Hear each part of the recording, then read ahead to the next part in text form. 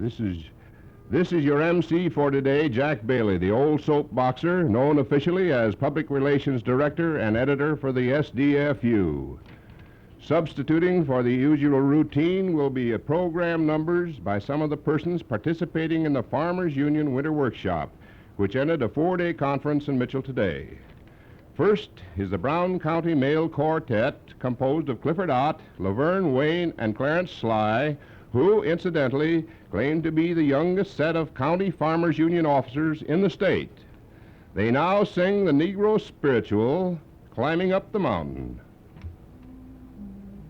Climbing up the mountain, children. Oh, Lord, I didn't come here for to stay. Oh, brother, if I never more see you again, gonna meet you at the judgment day. Oh, yes, I'm climbing up the mountain, children. Oh, Lord, I didn't come here for to stay. Oh, brother, if I never more see you again, gonna meet you at the judgment day. Moses went down into Egypt land. He told Pharaoh that the good Lord sitting on his heavenly throne said, let my people, yes, good Lord, let my people go. Daniel in the den of lions, he did begin to pray, and the angel of the Lord locked the lion's jaw, that shows mighty is good Lord, show us a mighty day. Oh, that fiery furnace, they began to pray, and the angel put the fire out, that oh, yes, good Lord, show us a mighty day. And now an encore, the well-known old-timer, Kentucky Babe. Skeeters am a humming on the honeysuckle vine. Sleep, Kentucky Babe. Sandman am a comin' to this little tune of mine. Sleep, Kentucky Babe. Silvery moon am shining in the heavens up above. Bobolink am pining for his little lady love. You is mighty lucky, babe of old Kentucky. Close your eyes in sleep.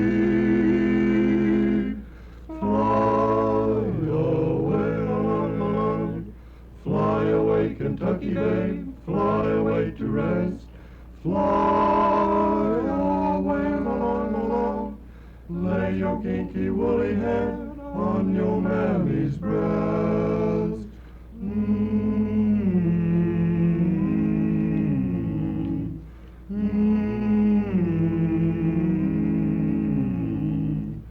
Close your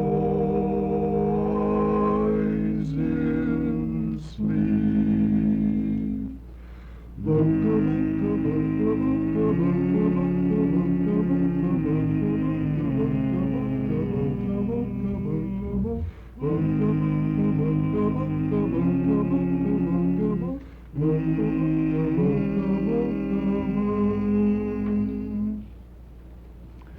Introducing now Stanley Vote of Denver, fieldman and economic and cooperative expert for the National Farmers Union, whom I'll ask a couple of questions. First, Mr. Vote, what would you say as to the value of our South Dakota Farmers Union Workshop? Well, Jack, speaking for myself first, I would like to say that when I come to a workshop of the kind that we've just completed here in South Dakota, I really get my reservoir filled and perhaps gain more from my association with the people here in South Dakota than perhaps the people who come in to gain information and understanding at this workshop. But we carry on workshops like this, conferences, schools, sometimes we call them, and we have developed them to quite an extent in the Northwest over a number of years. We do this to train leadership for the Farmers Union. People who come to these institutes and conferences, and I know because I participated in many of them myself, gain inspiration, for one thing, to go back home into their communities and do the job. But they get more than inspiration. They get training. They get an understanding of social, economic, and political problems that farmers have to face here on the farm, out here in South Dakota and everywhere today. When they have that understanding and they have the inspiration, then they have the tools at hand with which they can do the job back in their community in building Farmers Union greater and greater. They learn to participate in solving their own problems instead of letting somebody else do it for them. I think that we are training in workshops like this. We are actually training leaders in grassroots democracy in our Farmers Union. Thank you. Is there any truth in the prevalent claim that cooperatives pay no taxes? Well, whenever I hear that statement made, Jack, it always raises my blood pressure considerably. Of course, that is the common claim made by the enemies of cooperatives. It's entirely false. They make the blanket statement that cooperatives don't pay taxes, and it's a falsehood out and out. Co-ops do pay taxes. They pay all of the taxes that any other kind of business pays. In the United States, there are some 35,000 cooperatives. Of this number, 10,000 are listed as farm cooperatives, and of this number, 3,500 are exempted from paying the corporation income tax. They pay all other taxes, sales tax, real estate, personal property taxes, and all of the others. For one thing, cooperatives have no income. All cooperatives should be exempted from paying the corporation income tax because none of them have an income on which to pay a tax. I'd like to cite an example of that. When I came into Mitchell here to attend this workshop, I registered at a hotel. I paid $2.75 a night for my room in that hotel. Now, if I were to band myself together with 50 other people, and we would say to that hotel, we will come here and stay if you will give us a special rate, and he would say, I'll give you a rate of $2 a night apiece if all of you come here to stay. Well, should we then, who saved 75 cents by banding ourselves together, be required to pay an income tax on that 75 cents that we saved? I hardly think that anyone would argue that particular point. One other thing I would like to point out on this co-op tax problem. Of all of the business enterprises in the United States, about 86% are owned by individuals or partnerships. Up and down the main streets of Mitchell here and all of the towns in South Dakota are many stores, groceries, dry goods stores, hardware, and so on. Many of them, most of them in fact, are owned by individuals or partners. They pay no corporation income tax. About 13% of our business enterprises are owned by corporations. About 1/2% are cooperatives. The only group which does pay the corporation income tax is the 13%, or the corporations as such. But we find that many businessmen up and down Main Street are digging down into their pockets for $5, $10, $20, and even $50 to support this unfair fight against cooperatives. They're being misled by propaganda put out by some forces in our United States which seek not the taxation of cooperatives, but their total destruction. Co-op members should be aware of this fight and should do everything in their power. They should write their congressmen, their senators.